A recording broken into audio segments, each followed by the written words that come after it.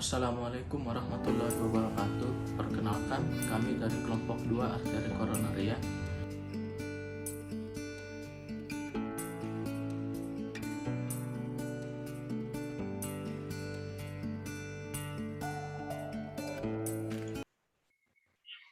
Assalamualaikum Kak, mohon maaf, kami minta waktunya sebentar ya Kak. Perkenalkan, saya Azkia Rahmah dengan NIM 2110911120043 dan ini teman saya Hasyifa Kiramin Bararah dengan NIM 2110911220018. Kami merupakan mahasiswa Fakultas Kedokteran Universitas Lambung Mangkurat. Jadi, di sini kami akan mewawancarai Kakak sedikit ya, Kak, mengenai masalah kesehatan. Sebelumnya dengan Kakak siapa? Perkenalkan, nama saya Pendo Gading Rakasiwi. Saya berumur 18 tahun. Pekerjaannya apa ya, Kak? Saya mahasiswa di IPB. Oke, jadi di sini kami mempunyai 4 topik, yaitu yang pertama mental health, yang kedua kebersihan, yang ketiga penyakit menular seksual, dan yang keempat COVID-19 dan vaksin. Nah, dari keempat topik yang telah saya sebutkan tadi, menurut Kakak, manakah masalah kesehatan yang paling diperhatikan? Mungkin mental health? Oke, mental health. Ya, Kak. Nah, apa Kakak sudah tahu mengenai mental health? Belum terlalu sih.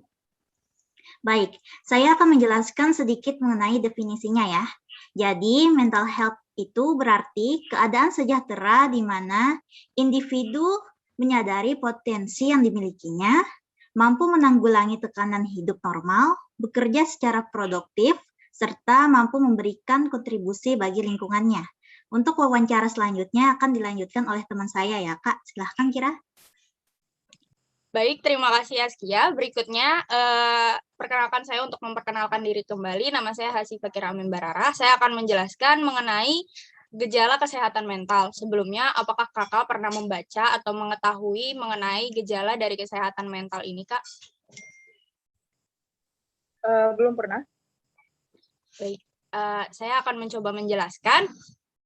Terkait gejala kesehatan mental, dapat diawali dengan beberapa gejala, yakni yang pertama, berteriak atau berkelahi dengan orang-orang terdekat seperti keluarga atau teman, kemudian munculnya delusi, paranoia, atau halusinasi, kemudian yang ketiga ada kehilangan kemampuan untuk berkonsentrasi, misalnya dalam melakukan pekerjaan ataupun tugas, berikutnya ketakutan, kekhawatiran, atau perasaan bersalah yang selalu menghantui, ketidakmampuan untuk mengatasi stres atau masalah yang sedang dialami, dan marah berlebihan serta rentan untuk melakukan kekerasan. Terdapat beberapa jenis gangguan kesehatan mental yang umum ditemukan, yaitu antara lain depresi, gangguan bipolar, kecemasan, gangguan stres pasca trauma atau PTSD, gangguan obsesif kompulsif atau OCD, dan psikosis. Adapun beberapa penyebab umumnya terdapat lumayan banyak. Akan saya coba untuk sebutkan beberapa saja di antaranya, yakni yang pertama bisa disebabkan oleh adanya cedera kepala yang misalnya dapat terjadi jika seseorang mengalami benturan keras seperti dalam kecelakaan atau hal-hal yang memungkinkan lainnya. Kemudian bisa juga melalui faktor genetik yang diturunkan dari keluarga yang mengidap riwayat gangguan mental. Kemudian bisa juga disebabkan karena trauma, yakni akibat adanya kekerasan dalam rumah tangga atau pernah mengalami pelecehan. Hal ini juga dapat disebabkan oleh adanya kelainan senyawa kimia pada otak, sehingga mempengaruhi saraf yang mengontrol tingkah laku atau mengontrol perilaku yang ditimbulkan oleh manusia tersebut. Kemudian untuk detailnya sendiri, perempuan itu dapat mengidap depresi dan kecemasan. Gangguan mentalnya yang umumnya diderita oleh perempuan, sementara untuk laki-laki memiliki resiko mengidap gangguan mental berupa ketergantungan zat atau antisosial akibat adanya penyalahgunaan alkohol atau obat-obat terlarang dan pernah mengalami kegagalan dalam hidupnya. Mungkin itu yang bisa saya sampaikan. Apakah dari Kakak ada yang ingin ditanyakan lagi, Kak? Saya rasa sudah cukup jelas penjelasannya. Baik, kalau begitu saya izin untuk menambahkan terakhir, yakni mengenai pengobatan yang dapat dilakukan dari kesehatan mental ini. Beberapa pengobatan yang dapat dilakukan yakni dengan psikoterapi, berupa terapi bicara kepada pengidapnya untuk memberikan media aman, sehingga dia bisa mengembalikan kepercayaan dirinya kembali, seperti misalnya pada pasien-pasien yang pernah mengidap trauma tadi, dia ini pernah mengalami kekerasan atau pelecehan, bisa dilakukan dengan psikoterapi sehingga dapat membantu menyembuhkan dari pasien ini. Kemudian terapi berikutnya dapat berupa obat-obatan, rawat inap, support group, atau support group ini merupakan umumnya adanya dibentuk anggota-anggota dari pasien-pasien dengan gejala serupa, sehingga dapat bertemu dengan sesama penderitanya, maka dapat menimbulkan support dan ada saling mendukung, sehingga dapat menimbulkan tingkat kepercayaan dirinya. Berikutnya terapi yang dapat dilakukan yakni dengan stimulasi otak, pengobatan dalam penyalahgunaan zat, serta pembuatan rencana terhadap masa depan dari pasien tersebut, sehingga pasien dapat memiliki atau menemukan atau merancang kembali masa depan mereka, seperti itu. Mungkin sekian yang dapat saya sampaikan. Saya kembalikan kepada Astia. Terima kasih kepada narasumber yang sudah bersedia untuk diwawancara. Mohon maaf jika ada kesalahan penyampaian dari kami. Assalamualaikum warahmatullahi wabarakatuh. Waalaikumsalam warahmatullahi wabarakatuh. Terima kasih juga telah memberikan saya beberapa informasi. Assalamualaikum warahmatullahi wabarakatuh. Kami memperkenalkan diri terlebih dahulu. Nama saya Dwi Yuliana Hostiati dan teman saya Rahma Aulia. Kami dari Fakultas Kedokteran, Program Studi Kedokteran Program Sarjana. Mungkin biar saling mengenal, nama dan pekerjaan kakak apa ya? Perkenalkan, nama saya Tiara, mahasiswa di Universitas Lambung Mangkurat, Prodi Manajemen Kelas Internasional. Kami ingin memberi kakak mengenai masalah-masalah yang marak di Indonesia. Nah, di sini ada 4 topik pembahasan. Ada mental health, kebersihan, penyakit menular seksual, dan COVID-19. Nah, dari keempat topik itu, yang mana menurut kakak yang paling diperhatikan? Menurut saya kebersihan sih. Sejauh mana kakak mengetahui soal permasalahan tersebut? Contohnya kalau kita mau buang sampah, jangan sembarangan gitu. Sama kalau kita ngelihat sampah di jalan, dipetikin gitu. Baiklah, di sini teman saya yang akan melanjutkan. Halo Kak Tiara, di sini nama saya Rahma Aulia Ubay. Hari ini saya akan memberikan kakak sedikit pengetahuan tentang kebersihan lingkungan. Kebersihan sendiri adalah keadaan bebas dari kotoran, termasuk diantaranya debu, sampah, dan bau. Menjaga kesehatan lingkungan merupakan satu kewajiban bagi setiap individu. Kesehatan lingkungan itu harus dijaga agar keluarga kita terhindar dari penyakit. Nah, apa aja sih manfaat yang akan kita dapetin kalau kita menjaga lingkungan kita? Yang pertama, terhindar dari penyakit yang disebabkan lingkungan yang tidak sehat. Yang kedua, lingkungan menjadi lebih sejuk. Yang ketiga, bebas dari polusi udara. Yang keempat, air menjadi lebih bersih dan aman untuk diminum. Dan yang terakhir, lebih tenang dalam menjalankan aktivitas sehari-hari. Kemudian saya juga akan ngasih kakak tips and trik cara menjaga kebersihan lingkungan. Yang pertama, dimulai dari diri sendiri, dengan cara memberi contoh kepada masyarakat bagaimana menjaga kebersihan lingkungan. Yang kedua, selalu libatkan tokoh masyarakat yang berpengaruh untuk memberikan pengarahan kepada masyarakat akan pentingnya menjaga kebersihan lingkungan. Yang ketiga, sertakan para pemuda untuk ikut aktif menjaga kebersihan lingkungan. Yang keempat, perbanyak tempat sampah di sekitar lingkungan Anda. Yang kelima, pekerjakan petugas kebersihan lingkungan dengan memberi imbalan yang sesuai setiap bulannya. Yang keenam, sosialisasikan kepada masyarakat untuk terbiasa memilah sampah rumah tangga menjadi sampah organik dan non-organik. Yang ketujuh, pelajari teknologi pembuatan kompos dari sampah organik agar dimanfaatkan kembali untuk pupuk. Yang Yang ke-8, kreatif dengan membuat souvenir atau kerajinan tangan dengan memanfaatkan sampah. Dan yang ke-9, atur waktu untuk kegiatan kerja bakti membersihkan lingkungan. Sekian dari saya, semoga bermanfaat. Oke, terima kasih Kakak Tiara telah meluangkan waktunya. Iya, sama-sama dan terima kasih kembali.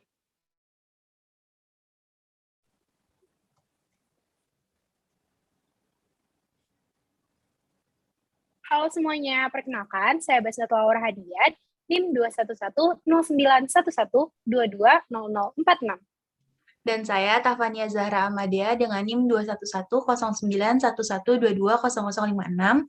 Bersama dengan Sina, saya akan mewawancarai seorang narasumber mengenai penyakit menular seksual. Untuk narasumber kita, silakan untuk berkenalan, nama, dan sekarang lagi sibuk apa dan di mana.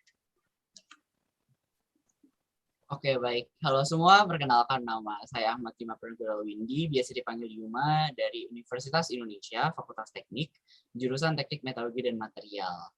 Untuk sekarang saya lagi sibuk apa? Saya sekarang lagi mengikuti kelas magang di Badan Eksekutif Mahasiswa Universitas Indonesia 2021, dan saya juga menjadi staf di sebuah acara yaitu Teknik Open House 2021. Selain itu juga saya menjadi salah satu panitia di Semale Campus Expo asal SMA saya. Gitu. Nah, Yuma, sekarang kita bakal ngomongin tentang penyakit menular seksual. Kira-kira apa nih yang kamu tahu tentang penyakit menular seksual?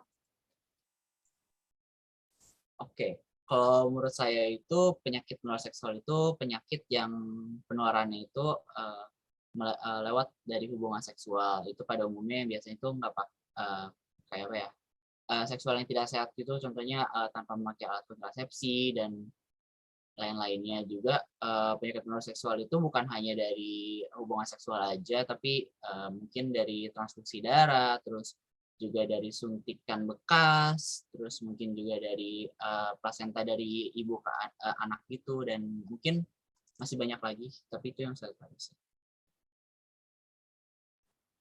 Benar banget nih, penyakit menular seksual itu yang paling umum terjadi itu biasanya karena hubungan seksual yang kurang sehat, dan biasanya juga bisa aja dari transmisi dari ibu ke janin. Nah, bisa juga dari kontak langsung dari alat yang tercemar, misalnya kayak contoh tadi suntikan, atau darah-darah yang biasanya ada tercemarnya kayak transfusi darah. Oke, thank you Sina. Yuma, sekarang aku mau tanya nih, menurut kamu apa sih yang perlu kita ketahui dan perlu kita pahami mengenai penyakit menular seksual? Baik, menurut saya yang paling penting sekarang itu adalah pencegahan ya. Nah, pencegahan dari penyakit menular seksual itu bisa dilakukan dengan cara mungkin ngadain sosialisasi gitu, dan mungkin target kita itu bisa lebih menjurus kepada anak-anak yang usia remaja, karena menurut saya usia remaja itu sekarang lebih rentan dibandingkan kelompok-kelompok umur lainnya, karena menurut saya makin kesini tuh pergaulan makin bebas dan bisa terjadi kapanpun itu untuk terjadinya penyakit menular seksual ini.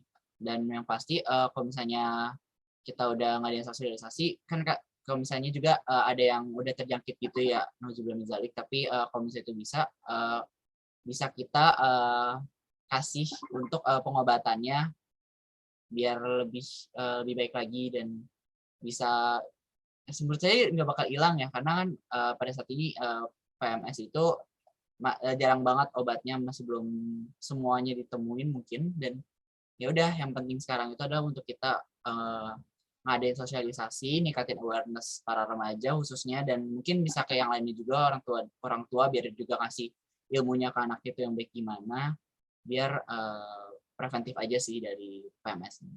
Dari saya gitu. Terima kasih. Oke, bener banget nih yang udah dijelasin sama Yuma ya. Yang penting itu adalah sosialisasinya untuk orang-orang, untuk tahu apa itu penyakit menular seksual, apa aja jenis-jenisnya, contohnya, gimana cara mencegahnya, dan gimana cara menanganinya. Untuk mencegah nih, kita sebagai masyarakat bisa meningkatkan kesadaran atas PMS ini sendiri, terus untuk selalu menjaga kebersihan di area genital, tidak memakai narkoba, meningkatkan proteksi diri, melakukan hubungannya itu setelah menikah dan tidak berganti-ganti pasangan ya. Terus untuk berjaga-jaga selalu menggunakan kondom saat berhubungan seksual. Oke, bisa dilanjut ke Sina. Makasih. Nah, selanjutnya nih, dari Yuma sendiri tahu nggak contoh-contoh dari penyakit menular seksual? Contoh dari penyakit menular seksual itu yang paling common itu adalah mungkin HIV/AIDS ya. Terus habis itu ada chlamydia, terus ada mungkin kanker serviks, terus apalagi kayak hepatitis itu masuk ya kalau nggak salah sih. Terus ada gonore, raja singa, terus ada candidiasis, terus ada herpes, terus mungkin sifilis. Ada sih yang saya tahu itu. Bener banget nih dari yang tadi Yuma udah omongin. Nah, dari contoh-contohnya, tadi faktor penyebabnya itu bisa dari bakteri, dari jamur, dari virus, dari parasit.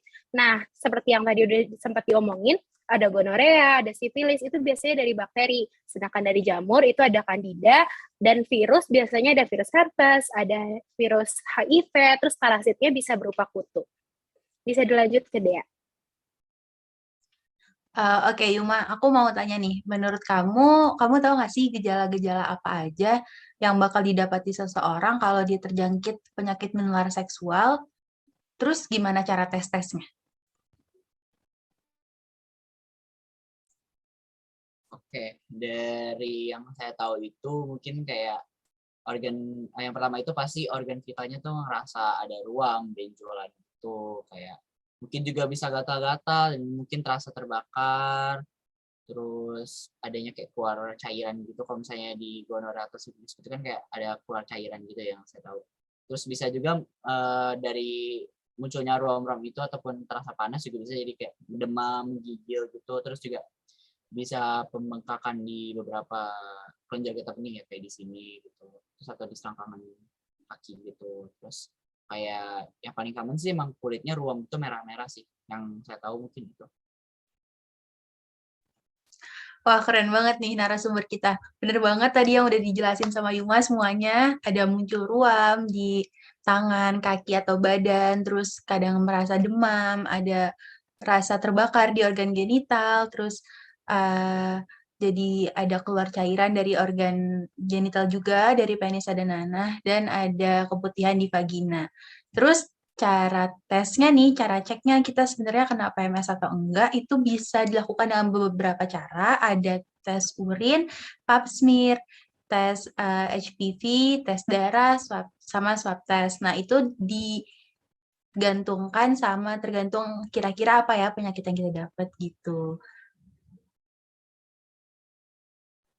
Bener banget nih yang udah diomongin dari tadi sama kita semua. Kira-kira gimana nih Yuma?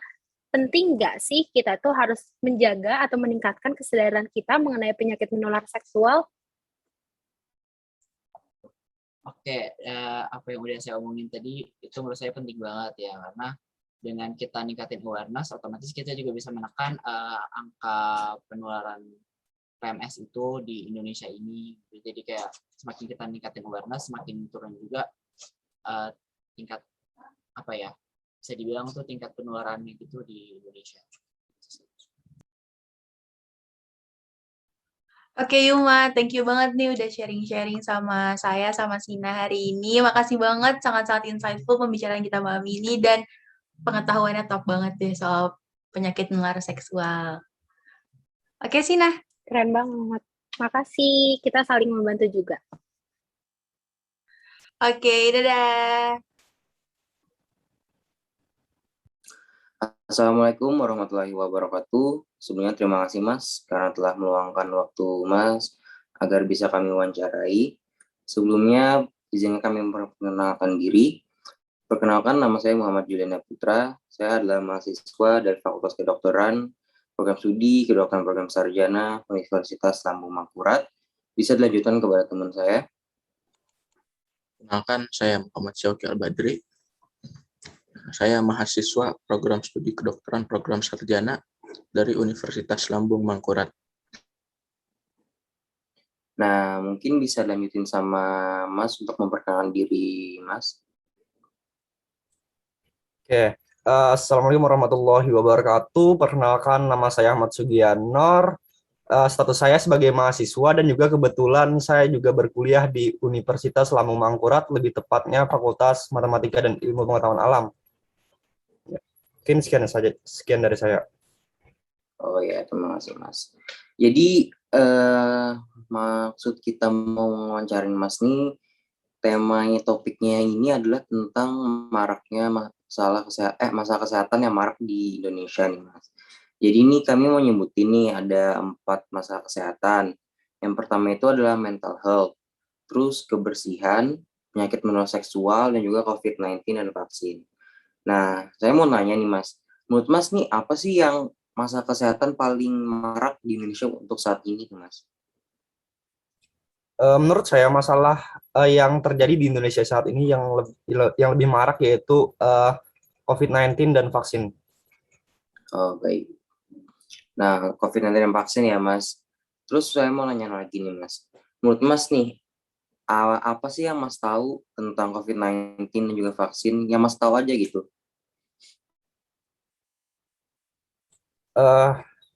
Untuk COVID-19 sendiri, yang saya tahu adalah sebuah virus yang menular gitu, yang menular sangat cepat tanpa melihat umur gitu. Siapapun bisa kena. Sedangkan untuk vaksin itu adalah ya bisa dikatakan sebagai senjata biologi gitu dalam membantu imun kita untuk melawan suatu penyakit. Baik. Menarik. Nah, di sini saya mau sekalian edukasi juga nih, Mas. Ini saya mau nampilin poster saya ini. Sebentar ya.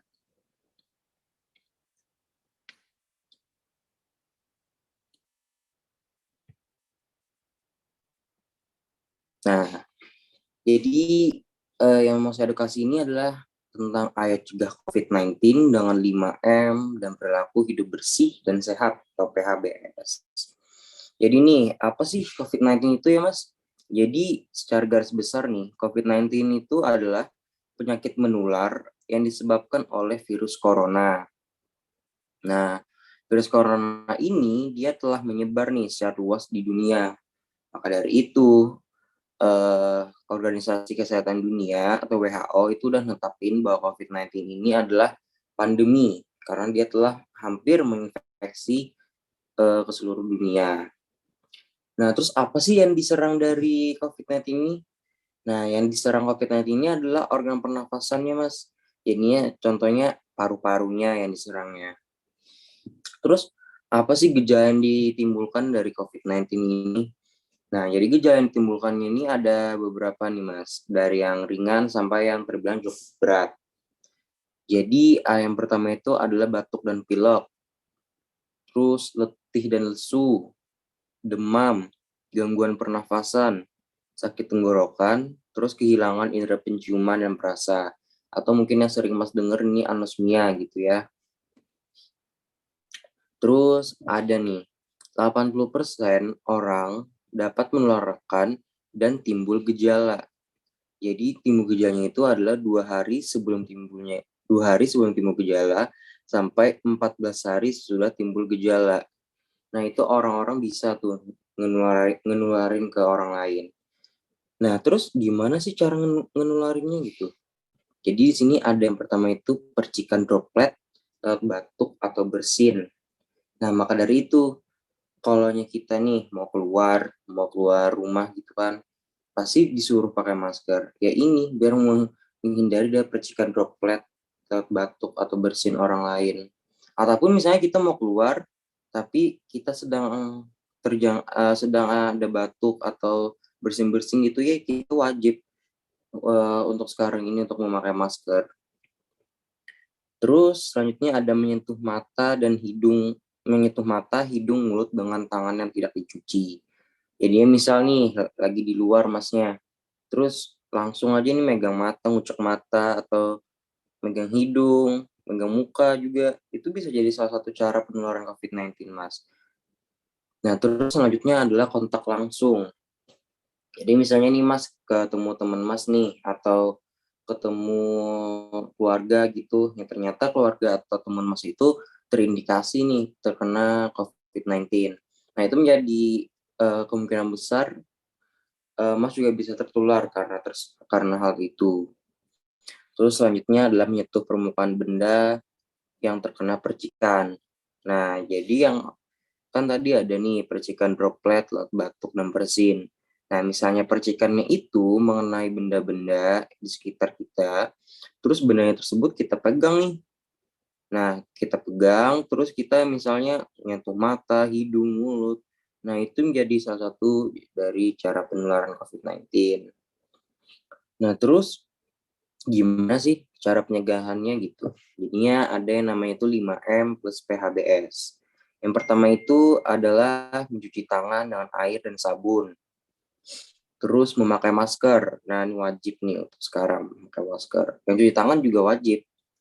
Terus menjaga jarak, menjauhi kerumunan, membatasi mobilitas, terus perilaku hidup bersih dan sehat atau PHBS. Nah, terus ada nih dari kami nih tips-tips untuk mencegah penularan tadi yang udah saya paparkan. Yang pertama, hindari mengunjungi orang sakit untuk sementara ini ya. Jadinya dihindarin dulu nih, jangan nggak kayak dulu bisa ngejenguk orang sakit. Ya, sementara dihindari lah dulu. Terus maksimalkan penggunaan telepon atau media online. Nah, misal nih Masnya mau ketemuan sama teman Mas, terus mau ada yang mau dibicarain nih tentang kuliah Mas. Nah, kita harus maksimalin nih penggunaan telepon sama media online agar membatasi kontak langsung. Jadi dia bisa gunain platform seperti Zoom kayak gini, terus Meet ataupun video call. Terus ada tetap tinggal di rumah saja. Jadinya ini berhubungan dengan membatasi mobilitas Mas sama menjauhi kerumunan. Terus selanjutnya ada bermain bersama keluarga di rumah. Jadi misalnya nih, kan disuruh tetap tinggal di rumah ya. Nah, kan bosen juga bosen juga di rumah terus. Jadinya ya untuk mengisi waktunya ya bisa diisi dengan bermain bersama keluarga.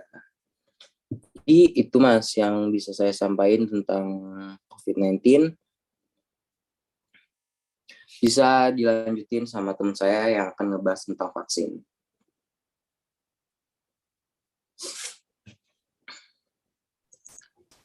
Nah, jadi vaksin ini, masyarakat yang sudah divaksin memiliki kekebalan tubuh yang sangat baik. Vaksin plus 5M dapat meningkatkan kekebalan tubuh kita. Jadi tujuan vaksin itu yang pertama mengurangi penularan COVID-19, yang kedua menurunkan angka sakit dan kematian, yang ketiga meningkatkan kekebalan kelompok herd immunity, yang keempat melindungi yang tidak dapat divaksin, dan yang terakhir tetap produktif secara sosial dan ekonomi. Jadi cara kerja vaksin itu, vaksin diberikan untuk melindungi dari penyakit. Vaksin akan merangsang pembentukan kekebalan tubuh. Tubuh akan mengingat virus, bakteri, serta tahu cara melawannya. Rentan usia penerima vaksin diprioritaskan 18 tahun ke atas dan 16 tahun ke atas.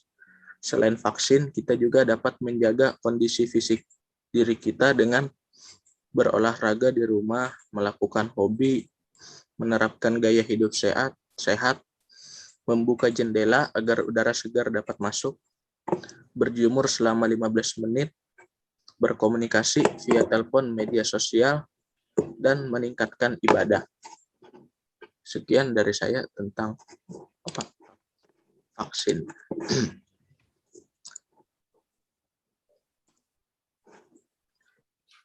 Nah, jadi itu Mas, pemaparan kami tentang COVID-19 dan juga vaksin. Dari Mas sendiri ada yang mau ditanyain nggak nih dari pemaparan kami tadi? Oke, sampai saat ini tidak ada yang perlu saya tanyakan karena juga posternya juga cukup menarik dan juga penyampaian materinya juga cukup jelas untuk saya terima gitu. Tidak ada. Baik.